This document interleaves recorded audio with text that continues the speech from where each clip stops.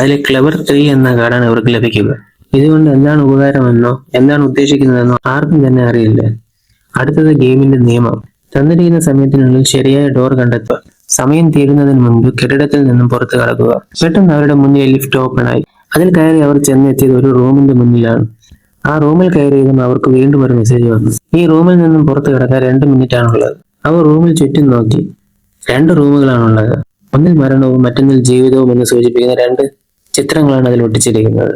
ഇതിൽ ഏതാണ് ശരിയായ ഡോർ എന്ന് കണ്ടുപിടിക്കണം. എന്നാൽ ആരിസും ഫ്രണ്ട്സും ഇപ്പോഴും ഇത് അത്ര സീരിയസ് ആയി എടുത്തിട്ടില്ല. ചോട്ടയാണെങ്കിലോ ഇത് കൊള്ളാമല്ലോ എന്നും പറഞ്ഞ് തന്റെ കയ്യിലുള്ള ഫോൺ ഉപയോഗിച്ച് വീഡിയോ എടുക്കാനും തരാം. അവർ ഫോണിൽ ടൈമർ നോക്കിയപ്പോൾ ഇനി 1 മിനിറ്റ് കൂടിയോ. അപ്പോൾ ആരിസു ഷിബുക്കിയോട് നമ്മൾ തെറ്റായ ഡോറാണ് തിരഞ്ഞെടുക്കുന്നതെങ്കിൽ എന്ത് സംഭവിക്കുമെന്ന് ചോദിച്ചു. എന്നാൽ ഷിബുക്കി പറഞ്ഞത് ശരിയായ ഡോർ ജീവിതം എന്ന വാതിലാണ്, അത് തുറക്കാൻ പറയും. നിനക്കിത് എങ്ങനെ അറിയാമെന്ന് ചോദിച്ചപ്പോൾ എനിക്കത് അറിയാം, ശരിയായ ഡോർ ജീവിതമാണ്, അത് തുറക്കാൻ അവൾ ദേഷ്യത്തിൽ പറയും. പെട്ടെന്ന് അവരുടെ റൂമിലേക്ക് ഗ്യാസ് ഒന്ന് നിറയാൻ തുടങ്ങി. ടൈമർ നോക്കിയപ്പോൾ ഇനി 30 സെക്കൻഡ് മാത്രം.